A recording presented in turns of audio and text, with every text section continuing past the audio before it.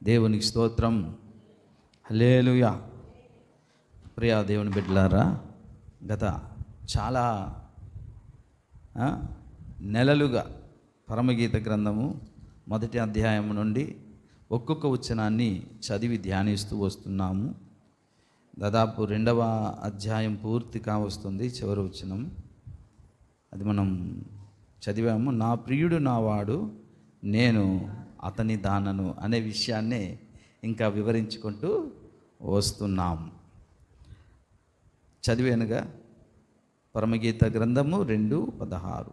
నా ప్రియుడు నావాడు, నేను అతని దానను. ప్రార్థన చేద్దాం. ప్రేమ కలిగిన మహాపరిశుద్ధ తండ్రి, ఆశ్చర్యకరుడా, ఆలోచనకర్త, నిత్యుడా, పూజ్యుడానికి స్తోత్రాలు. ఈ దినం ప్రభువా, నీ మహోన్నతమైన దేవా, నీ ప్రేమ మీ నామానికి స్తుతించాము, ఆరాధించాము. ఇప్పుడైతే నీవు రాయించిన ఈ పరిశుద్ధ బైబిల్ గ్రంథములో పరమగీత గ్రంథం 2వ అధ్యాయం చివరి మాటలు మేము ధ్యానిస్తూ వస్తున్నాం. కనుక మాకు కావలసిన ఆత్మీయ సందేశాన్ని నాయన ఈరోజు కూడా మీరు మాకు అనుగ్రహించి మహిమ, ఘనత, ప్రభావాలు మీరే పొందుకోమని యేసు నామమును బట్టి ప్రార్థిస్తున్నాం తండ్రి. ఆమేన్. దేవునికి స్తోత్రం. హల్లెలూయా, హల్లెలూయా. ప్రియులారా, ఈ పరమగీత గ్రంథము 2:16లో నేను అతని దానను అనే సాక్ష్యము సూలమ్మితి కన్యక చెప్పింది. అలా మనము కూడా చెప్పగలమా అనేది మనము ధ్యానములోకి వెళ్ళి తెలుసుకుందాం. ఎవరు అలా చెప్పగలుగుతారు, నేను నీ దానను అని? కాబట్టి ఆ విధంగా అనడానికి మనకు ఎటువంటి యోగ్యత ఉండాలి, ఎటువంటి భక్తి ఉండాలి అనేది లోతుగా వెళ్ళి మనము తెలుసుకుందాం. పిల్లరా, ప్రప్రథమంగా ప్రతి భక్తునికి అంటే ప్రతి క్రైస్తవునికి ఉండవలసినటువంటి లక్షణము ప్రేమ. హల్లెలూయా. ఒకసారి యోహాను రాసినటువంటి మొదటి పత్రిక 4వ అధ్యాయము చదవండి, 8వ వచనాన్ని. దేవుడు ప్రేమస్వరూపి. అదండి. కాబట్టి ప్రేమ లేనివాడు దేవుణ్ణి ఎరగనివాడు. ఖచ్చితంగా మనం దేవుని ఎరిగి ఉన్నాము అంటే మనలో ఉండి తీరాల్సినది ప్రేమ. హల్లెలూయా.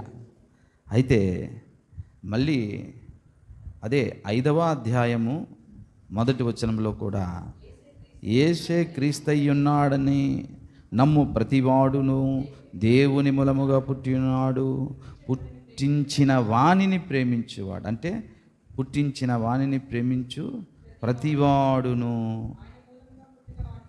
చూసారంటే పుట్టించిన వానిని ప్రేమించు ప్రతివాడును అంటే దేవుడు పుట్టించిన మనుషుల్ని కూడా ప్రేమించాలి. ఆ మనుషుల్ని పుట్టించిన దేవుని కూడా ఏం చేయాలండి? ప్రేమించాలి. తప్పదు. పిల్లరా, మనం అందరినీ ప్రేమించాలి. ఏ వ్యక్తినైనా, శత్రువునైనా, మిత్రులైనా, బంధువులైనా, పరదేశులైనా, స్వదేశీయులైనా అందరినీ ప్రేమించాలి అనేది మరి మనకు ఈ లేఖనాల ద్వారా తెలియజేస్తున్నది. ప్రేమ లేనివాడు క్రైస్తవుడు కాడు. పిల్లరా, నిజమే, ప్రేమ లేనివాడు క్రైస్తవుడు కాడు. కానీ ఈ ప్రేమను లేదా ఈ ప్రేమ గుణాన్ని ఆసరా చేసుకొని సాతాను వారిని పాడు చేస్తాడు. అర్థమవుతుందండి? క్రైస్తవునిలో ఉన్నటువంటి ఈ ప్రేమ గుణాన్ని ఆసరాగా చేసుకొని సాతానుగాడు ఆ ప్రేమ గుణం కలిగిన వారిని కూడా పాడు చేస్తాడు. ఎలా? పిల్లరా, క్రీస్తు సంఘములో కొందరు అంటే విశ్వాసులు, క్రైస్తవులు, వాళ్ళ యొక్క వ్యక్తిత్వం, వాళ్ళ హృదయం ఎలా ఉంటుందంటే ప్రేమభరితంగా ఉంటుంది. వారి యొక్క హృదయం ప్రేమభరితమైనది. కాబట్టి వాళ్ళ వైఖరి ఎలా ఉంటుందంటే, అందరూ నా వాళ్ళే, అందరూ నా వాళ్ళే, అందరికీ కూడా నేను ప్రేమించాలి, సహాయం చేయాలి అనే సిద్ధాంతంలో ఉంటారండి ఈ ప్రేమభరితమైన వ్యక్తిత్వం కలిగిన వారు. అంతవరకు పర్వాలేదు, అందరూ నా వారు, ఏదో ఒక రకంగా వారిని సహాయం చేయాలి, స్నేహం చేయాలి, ప్రేమించాలి అని ఈ ఆలోచన మంచిదే. కానీ నేను అందరి వాడను అనుకుంటాడు, చూసావా? అలా అనుకొని ఏం చేస్తారంటే సమాజ సేవలో నిమగ్నమైపోయి నేను అందరికీ అందుబాటులో ఉండి అందరివాడిగానే జీవించి 10 మందిలో మంచి ఒక సమాజ సేవకునిగా మంచివాడిగా నేను స్థిరపడతానని సేవా కార్యక్రమాలు చేసి అందరివాడిలాగానే జీవిస్తాడు, ప్రేమిస్తాడు, సహాయం చేస్తాడు, బాధలో ఉన్న వారిని ఆదరిస్తాడు. అయితే ఈ తత్వం పైకి అందమైనదిగా, అందమైన భావాజాలంగా కనబడుతుంది, కానీ అందులో చాలా పెద్ద సాతాను కుట్ర దాగి ఉంది. అది కూడా మనం తెలుసుకోవాలి. అర్థమవుతుందండి? అందరూ నా వారే, అందరికీ సహాయపడాలి, అందరినీ ప్రేమించాలి, ఎందుకంటే అందరికీ ఏదో రకంగా మేలు చేయాలి అనేటటువంటి ఆ యొక్క భావజాలం సౌందర్యంగా, సుందరంగా కనబడుతుంది, కానీ అందులో కూడా చాలా పెద్ద సాతాను కుట్ర దాగి ఉంది. అది ఈనాడు క్రైస్తవులు తెలుసుకోవాలి. పిల్లరా, నేను అందరి వాడను అని భావించడానికి ఎవరైనా ఉన్నారనుకుంటే అది ఒకే ఒక్కడు. ఎవరండి? దేవుడు ఒక్కడే. హల్లెలూయా, హల్లెలూయా. అర్థమవుతుందండి? దేవుడు ఒక్కడే అందరివాడు అవుతాడు. ఆ అందరివాడిగా ఉండడానికి ఆయన ఒక్కడే యోగ్యుడు. అయితే పిల్లరా, అందరికీ అందుబాటులో ఉండగలిగే సామర్థ్యము దేవునికే ఉంది తప్ప మానవ మాత్రులమైన మనకు లేదు. నరమాత్రులమైన మనము అందరికీ అందుబాటులో ఉండాలని ప్రయత్నిస్తే అలసిపోతాము. అర్థమవుతుందండి? అందరికీ అందుబాటులో ఉండి అన్ని విధాలుగా సహాయం చేద్దాం బాధల్లో, వేదనలో అంటే మనకు ఆ సామర్థ్యము ఉండదు, మనం అలసిపోతాము. ఎవరు బాధల్లో ఉన్నా సరే ఆదుకోవడం నా డ్యూటీ, నా విధి అని మనం ఒక బోర్డు పెట్టామనుకోండి, ఎవరు ఏ బాధలో, ఏ దుఃఖంలో, ఏ కష్టంలో, ఏ ఇబ్బందులు ఉన్నా నేను ఎప్పుడు ఆదుకుంటాను అనుకుని పెద్ద బోర్డు ఇంటి ముందో 4 రోడ్ల జంక్షన్లో పెట్టామనుకోండి, ఫోన్ నెంబర్ ఇచ్చామనుకోండి, అందరూ ప్రజలు క్యూ కడతారా లేరా? లైన్కి, బాబు మాకు ఈ బాధ ఉంది, మాకు ఈ సమస్య ఉంది, మాకు ఈ సహాయం చేయండి. అవునా? ఎంత పెద్ద క్యూ తెలియదు పిల్లారా. కాబట్టి వారి బాధల్లో అన్ని విధాలా మన సహాయం చేసేసరికి ఇక మన జీవితం తెల్లారిపోద్ది. అవునా? అందుకే మనం అందరి వాళ్ళము కాము, ఎప్పటికీ కాలేము. అర్థమవుతుందండి మీకు? అర్థం కాలేదా? మనం అందరి వాళ్ళము కాము, ఎప్పటికీ కాలేము. ప్రియ దేవుని బిడ్డలారా, యేసుక్రీస్తు వారు మాత్రమే అందరివాడు. దేవునికి స్తోత్రం, హల్లెలూయా. ప్రతి వ్యక్తి కూడా యేసునాథుడు నా సొంతం అని అనుకోవచ్చు. ప్రతి వ్యక్తి, ప్రపంచంలో ఏ వ్యక్తి అయినా సరే ఇలా అనుకోవచ్చు, యేసయ్య నా సొంతం, యేసునాథుడు నా సొంతం అని అనుకోవచ్చు. ఎందుకంటే ఆయన ఎంతమందితో స్నేహం పంచిన, ఒక బంధువుగా వ్యవహరించిన, తనకున్నటువంటి శక్తి సామర్థ్యాలు అడుగంటిపోవు. అవునా కాదా? ఎందుకంటే ఆయన అనంతుడు, అనంత శక్తిమంతుడు. మానవులమైన మనము అందరికీ సొంతం కాలేము, అందరి వాళ్ళము కూడా కాలేము. అయితే ఈ లోకంలో రకరకాల బంధాలు ఉంటాయి. మనకు కొద్దో గొప్ప ప్రేమ అనేది వారి పట్ల చూపించవలసి వస్తుంది, తప్పదు. అవునా కదా? ప్రపంచంలో అందరి పట్ల కొద్దో గొప్ప ప్రేమ ఉండాలి, అవసరం. కానీ ఆ ప్రేమ కూడా పరిమితులలో ఉంటే మంచిది. ఒకవేళ బాగా గమనించండి, ఎందుకు మన ప్రేమ పరిమితులలో ఉండాలి అంటే, ప్రతి వ్యక్తితోనూ సంపూర్ణమైన ప్రేమ పంచుకుంటూ పూర్తిగా మమేకము కాగలిగే శక్తి మనకు లేదు. ఉందా? లేదు. ఒకవేళ అలాగా అందరినీ మన ప్రేమ పంచి అందరికీ మేలు చేయాలి అని మనం ఎంత ప్రయత్నించినా సరే దేవునికి దొరకకుండా,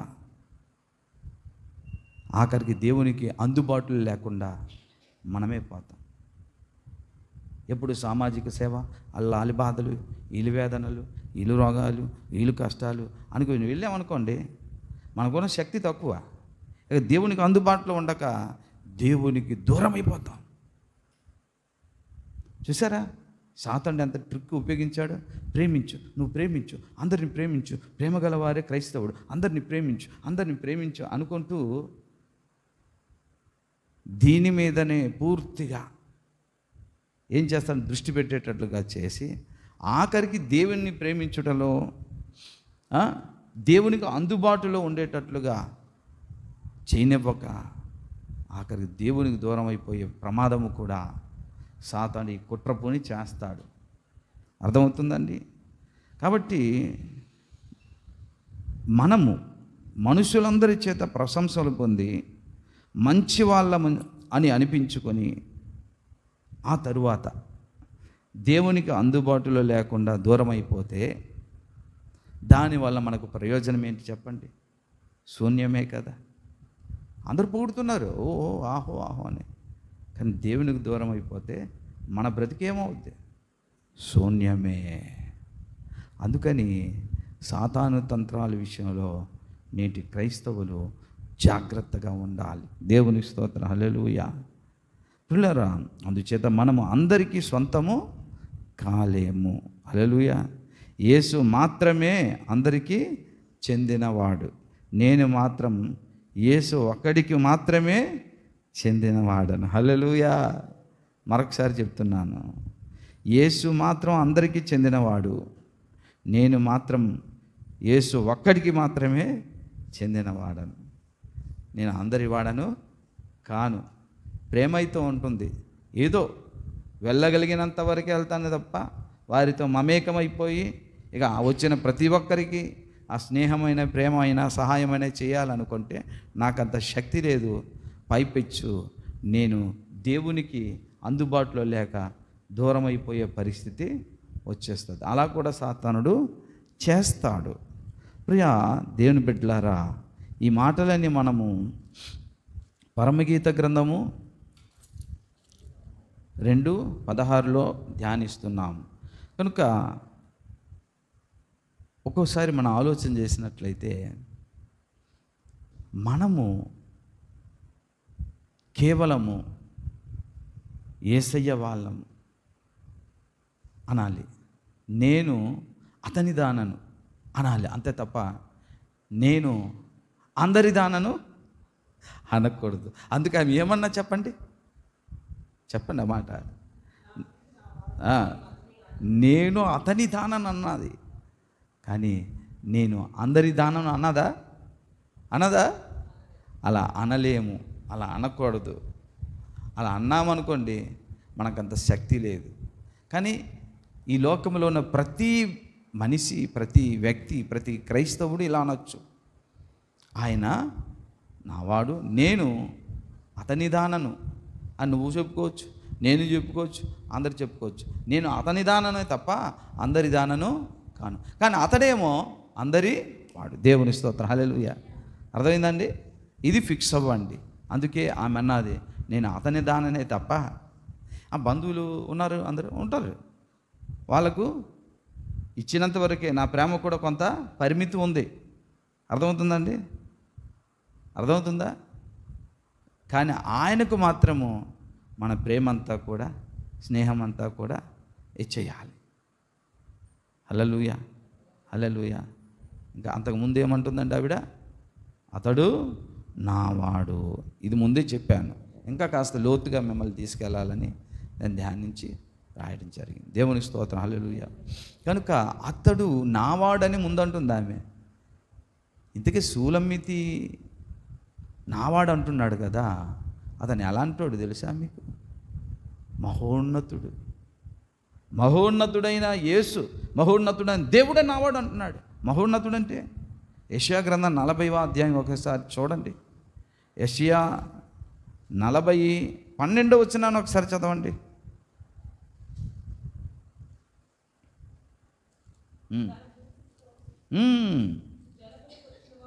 అదండి, చూసారండి, 12 వచ్చిన 40:12. తన పుడిసిటిలో జలములు కొలిచిన వాడెవడు? జానతో ఆకాశములు కొలిచిన వాడెవడు? కొల చూచిన వాడెవడు? భూమిలోని మన్ను కొలపాత్రలో ఉంచిన వాడెవడు? త్రాసుతో పర్వతములు తూచిన వాడెవడు? తూనిక చేత కొండలను తూచిన వాడెవడు? హల్లెలూయా. ఎవరండి ఈయన? త్రాసులో కొండలు దూస్తాడట. మనకున్నటువంటి కాట త్రాసుల్లో నిమ్మకాయలు, ఉల్లిపాయలు, బత్తాయి పళ్ళు దూస్తే ఆయన కొండలే తోస్తాడట. అర్థమవుతుందండి? ఆకాశాన్ని జానతో లెక్కేస్తాడు, ఇన్ని జానులు ఉన్నాయండి. అర్థమవుతుందండి? అతనట ఏమంటుంది ఈమె? అతడు నావాడు. ఇతని వాడు ఎలాంటోడండి? జానతో ఆకాశము కొలిచిన వాడు, కొండలను త్రాసులో తూచినవాడు, ఈమె ప్రియుడు. హల్లెలూయా, హల్లెలూయా. ఇంకా సామెతల గ్రంథం చూడండి. సామెతలు 34వ వచనాన్ని చదువుదాం ప్రియా దేవుని బిడ్డలారా. చదవండి. 30వ అధ్యాయము 4వ వచనం. ఆకాశము దిగినవాడెవడు? తన పిడికిళ్లతో గాలిని పట్టుకొనగలవాడెవడు? బట్టలో నీళ్లు మూట కట్టిన వాడెవడు? భూమి యొక్క దిక్కులన్నిటినీ స్థాపించిన వాడెవడు? ఆయన పేరేంటి? ఆయన కుమారుని పేరేంటి? నీకు తెలియనా? అదండి, జానతో ఆకాశం కొలిచినవాడు, నీటిని మూటగా కట్టిన దేవుడు. హల్లెలూయా. ఎవరండి ఈయన? ఏంటి స్కేల్ తోటి బొమ్మలు వేసేవాడు అనుకుంటున్నావు ఏంటి? జానతో లెక్కలు వేసేస్తాడు ఆయన. ఆకాశం ఎంత పెద్ద! ఆ మహోన్నతుడే ఎవరి సొంతం అయిపోయాడట అంటుందామే.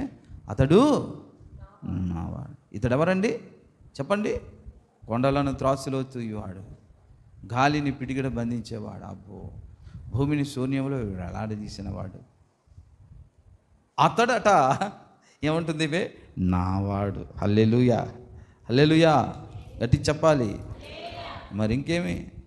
అయితే ప్రియులారా, ఇలాంటి మహోన్నతమైన వ్యక్తి, అంతటి అనంత శక్తి మంతుడైనటువంటి దేవుడు, ఇటువంటి వ్యక్తిని, అటువంటి మహోన్నతమైన వ్యక్తిని ఎవరైనా తమ స్వంతం చేసుకోగలరా? ఆమె ఎందుకు అలా అన్నది చెప్పు. ఎంత మహోన్నతమైన వ్యక్తి చెప్పాను కదా. ఆయన పలకగానే విశ్వం వచ్చింది. ఆయన పలకగానే విశ్వం మొత్తం వద్దు అనుకుంటే పారిపోద్ది. పంచభూతములన్నీ కూడా ఆగిపో అంటే ఆగిపోద్ది, లయమైపో అంటే లయమైపోద్ది. అంత మహోన్నతమైన వ్యక్తి, శక్తిగల దేవుడు. అతన్ని మన సొంతం చేసుకోగలమా? అతడే నావాడు. ఎవరు? అదిగదిగో కొండలు చూసావా పిండి చేస్తున్నాడు, అదిగదిగో కొండలు చూసావా కాటాలో తోస్తున్నాడు, అదిగో జానితోడు ఆకాశాన్ని కురుస్తున్నాడు చూసావా, అతడే మావాడు, నావాడు అని చెప్పగలవా? మన సొంతం అని చేసుకోగలమా? అంతటి అనంత శక్తిమంతుని ఎవరైనా తమ సొంత మనిషిగా సొంతం చేసుకోగలడా అని అడిగితే అవుననే చెప్పాలి. ఎస్. ఎందుకంటే ఆయన చెప్తున్నాడు లేఖనాలలో, ద్వితీయోపదేశకాండం 18:1-2 వచనాలు చదువుదాం. చదవండి. ఉమ్, ఉమ్, ఉమ్. పాలైనను స్వాస్థ్యమైనను ఉండదు, వారు యెహోవా హోమద్రవ్యములను తిందురు, అది వారి హక్కు, వారి సమాజంలో వారికి స్వాస్థ్యము కలుగదు, యెహోవా వారితో చెప్పినట్లు ఆయనే వారికి స్వాస్థ్యం. హల్లెలూయా. దేవుడే చెప్పేశారు, నేనే నీ ఆస్తిని, ఓ యాజకులారా, నేనే అన్నీ అన్నాడు ఆయన. కాబట్టి ఆ అనంత శక్తివంతుడు కొందరి సొంతమైతే కాగలడనేది ఆయనే చెబుతున్నాడు. దేవుని స్తోత్రం. బహుశా ఆ కారణం చేతనే ఆమె అలా అన్నది, అతడు నావాడని. హల్లెలూయా. కానీ నువ్వు నేను ఇప్పుడు అనగలం అనేది ఇప్పుడు ప్రశ్నించుకోవాలి. ఈ వాక్యాన్ని చదివిన తర్వాత అదే సారాంశం, దాని క్వశ్చన్ మార్క్, తేలిన ఫలితార్థం. ఆమె అలా అన్నది, నువ్వు నేనే అలా అనగలమా? అంత యోగ్యత ఉందా? ఒకవేళ అలా అనగలగాలనుకుంటే అసలు మనలో ఉండవలసినటువంటి క్యారెక్టర్ ఏంటి అనేదే ఈ యొక్క వచనములో మనకు ఎదురయ్యేటటువంటి సారాంశ యుక్తమైన ప్రశ్న. ప్రియులారా గమనించండి, కీర్తనాకారుడు కూడా 16:5 అంటున్నాడు దావీదు భక్తుడు. చదవండి 16:5. యెహోవా నా స్వాస్థ్య భాగం, నా పానీయ భాగం. హల్లెలూయా. చూశారండి, యెహోవా నా స్వాస్థ్య భాగం, నా పానీయ భాగం అనేసాడు. అంతే, నా ఆస్తి ఆయనే అని అనేసాడు. అయితే ప్రియులారా గమనించండి, దేవుడు ఒకవేళ మన స్వంతమైపోతే ఏం జరుగుతుంది చెప్పండి? దేవుడే మన సొంతం అయిపోయాడు అనుకో, ఏం జరుగుతుంది చెప్పండి? ఇప్పుడు ఉదాహరణ అండి, రాహుల్ గాంధీకి పెళ్ళి కాలేదండి. మన ఈ విజయనగరంలో ఎవరో ఒక తన ఏజ్కు తగ్గట్టుగా పెళ్ళి చేసుకున్నారనుకోండి, ఇక రాహుల్ గాంధీ నా స్వాస్థ్యం అనుకుంటే ఆమెకి ఇంకా రాజా భోగమే కదా. అంతా ఎక్కడెక్కడ ఏ ఆస్తులు ఏవేవి ఉన్నాయో ఇంకా ఆమెది అయిపోద్ది కదా. ఇప్పుడు నేనేమంటున్నానంటే, దేవుడు మన సొంతం అయిపోతే ఏం జరుగుతుంది? ఆయన ఏమంటాడు తెలుసా? నా బిడ్డ, నావన్నీ నీవే కదా అంటాడు ఆయన. హల్లెలూయా అన్నాడు కూడా. లూకా సువార్త 15వ అధ్యాయం 31 చూసారా ఏం చెప్తున్నాడో? లూకా సువార్త 15:31. తండ్రి అంటున్నాడు ఇక్కడ. కుమారుడా, పెద్దవాడితో మాట్లాడుతున్నాడు ఆయన. కుమారుడా, నీవు ఎల్లప్పుడూ నాతో ఉన్నావు, నావన్నీయు నీవి. హల్లెలూయా. హల్లెలూయా. ఏమంటున్నాడండి? నావన్నీయు నీవి, సంతోషపడి ఆనందించు. హల్లెలూయా అన్నాడా లేదా ఆయన? కాబట్టి దేవుడు మన సొంతమైపోతే ఏం జరుగుద్దంటే, ఆయనవన్నీ చెప్పాలి, ఆయనవన్నీ మనవి. ఎందుకంటే ఆయనవన్నీ అంటే ఏంటంటే చెప్పండి? ఆయనవన్నీ అంటే ఏంటంటే చెప్పనా? దేవుని శక్తి, అవునా కదా, అది మనదే. దేవుని జ్ఞానము, అది మనదే. దేవుని అధికారం, అది మనదే. ఆయన అన్నాడా లేదా? నావన్నీయు నీవు అనలేదా? అన్నాడు. కాబట్టి దేవుని శక్తి మనదే, దేవుని జ్ఞానము మనదే, దేవుని అధికారము మనదే, దేవుని ఆలోచన శక్తి మనదే, దేవుని ఐశ్వర్యం మనదే, దేవుని జీవం మనదే, దేవుని సింహాసనము మనదే, దేవుని మహిమ మనదే, దేవుని నిత్యత్వము కూడా మనదే. హల్లెలూయా. పిల్లరా, ఇంత మహిమైశ్వర్యాన్ని సొంతం చేసుకోవడానికి యోగ్యులెవరు? సూలమ్మితిలాగా నువ్వున్నావా? నేనున్నానా? ఎవరు చెప్పగలరు ఆ మాట? అతడు నావాడు, నా స్వాస్థ్యమని ఎవరు చెప్పగలరు చెప్పండి? ఎవరికి పడితే వాడికి పిల్లరా ఇంతటి మహిమను దేవుడు స్వాధీనం చేస్తాడా? ఎందుకంటే ఈ మానవులు ఇంకా సంపూర్ణులు కాలేదు. అసూయ ద్వేషాలతో పుట్టిమిట్టాడుతున్న వారికి దేవుడు తన మహాశక్తిని అప్పగిస్తాడా? చెప్పండి. ఒకవేళ అప్పగిస్తే ఏం జరుగుద్ది? ఈ అసూయ ద్వేషాలు కుళ్ళు కుట్రతోటి ఇంకా భక్తులే, వీళ్ళకు తన అనంత శక్తి మొత్తం మహిమ ఇచ్చేసాడు అనుకో, అలా అప్పగిస్తే వీళ్ళు ఏమవుతారు తెలుసా?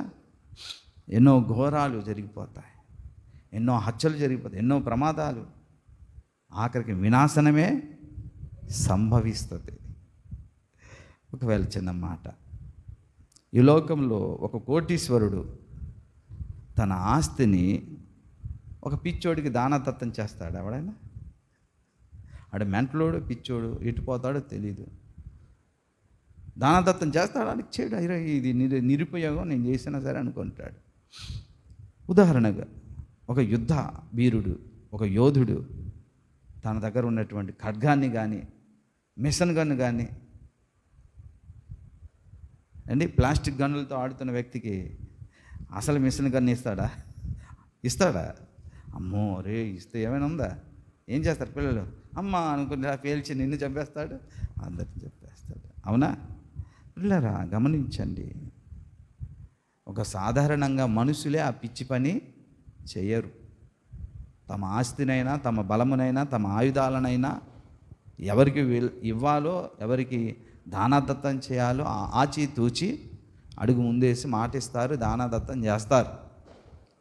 మరి నిత్య దేవుడు, విశ్వ సృష్టికర్త అయిన తండ్రి, మన విమోచకుడైన రక్షకుడైన యేసయ్య అనాలోచనగా ఎవరికి పడితే వారికి తన శక్తిని, తన స్వాస్థ్యాన్ని దానదత్తం చేసేస్తాడా? అందరికి వశపరచబడతాడా?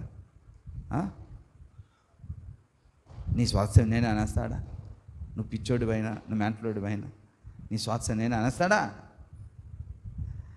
ఒకవేళ అలా అంటే ఈ పిచ్చోడు, ఈ అరాచకుడు, ఈ అసూయపరుడు దేవుని శక్తిని దుర్వినియోగం చేసి సర్వనాశనం చేస్తాడు, వాడు నాశనం అవుతాడు. కాబట్టి దేవుడు ఎప్పుడు కూడా అనాలోచనగా ఎవరికి పడితే వారికి స్వాస్థ్యముగా తనను తాను చెప్పుకోడు. ఆ కారణం చేత మనము బైబిల్లో మాటలు చదువుతుంటాం, కానీ అందరూ చదువుకోవచ్చు, బైబిల్ వచ్చిన వాళ్ళు అందరూ చదువుకోవచ్చు, కానీ అవి అందరికీ చెందవు, యోగ్యులైన వారికే చెందుతాయి. దేవుని స్తోత్రం, హల్లెలూయా. అర్థమైందండి? సులమితి కన్యకల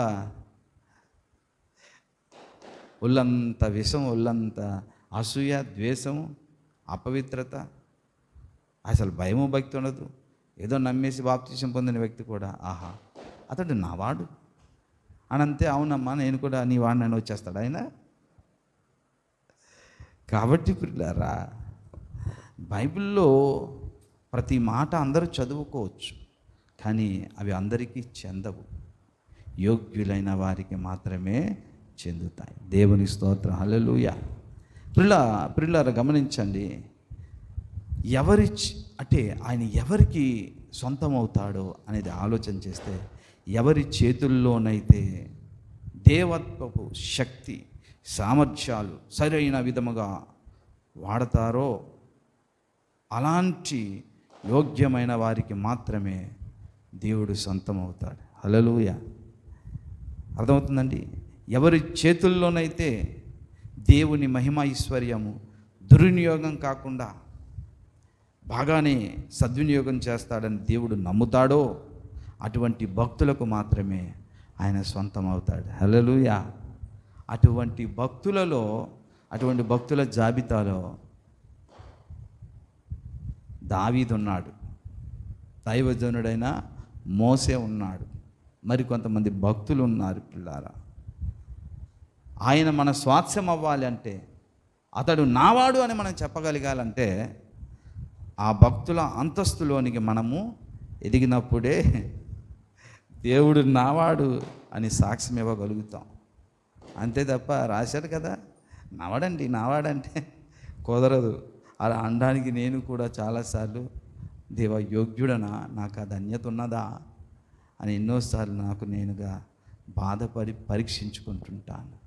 కనుక పిల్లారా, మనము దావీదు లాంటి, మోషే లాంటి, అబ్రహాము లాంటి, ఏలియా లాంటి, పౌలు లాంటి, పేతురు లాంటి, యోహాను లాంటి భక్తిగల అంతస్తులో మనం ఎదిగినప్పుడు సూలమితి కన్యక చెప్పినట్లుగా నువ్వు నేను చెప్పగలుగుతా. ఏమని? అతడు నావాడు అని. హల్లెలూయా. తర్వాత వచ్చిన పెట్టండి, ఏమంటుంది? నేను అతని దానను. అది ఓకే, కానీ నేను అందరి దానను అనడానికి మనకు శక్తి, సామర్థ్యము, ప్రేమ, పరిమితులు ఉన్నాయి. అందుకని ఆ 2 మాటల్లో అంత మ్యాటర్ ఉంది. అది చదివిన తరువాత అయ్యా నిజమే, అందుకేనేమో అందరినీ ప్రేమించలేమో, అందరినీ కూడా సహాయం చేయలేము, చేసినా అంతంత మాత్రమే చెయ్యాలి.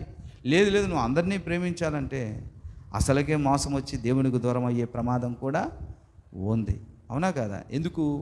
మనకు అందరినీ ప్రేమించే సామర్థ్యము, శక్తి లేదు. ఆయనకి మాత్రము అందరినీ ప్రేమించి, అందరితో స్నేహంగా ఉండి, అందరినీ బంధువుగా కాపాడే శక్తి, సామర్థ్యాలు ఉంది. ఎంతమంది వచ్చినా ఇంకా అనేకుల కొరకు ఆ శక్తి, ఆ ప్రేమ ఆయనలో ఇంకా మిగిలే ఉంటుంది. ఎందుకంటే ఆయన అనంతుడు. కాబట్టి ఆయన అందరివాడు, కానీ నేను మాత్రము అతని దానని కానీ అందరి దానను కాను. ప్రార్థన చేద్దాం, తలలు వంచండి.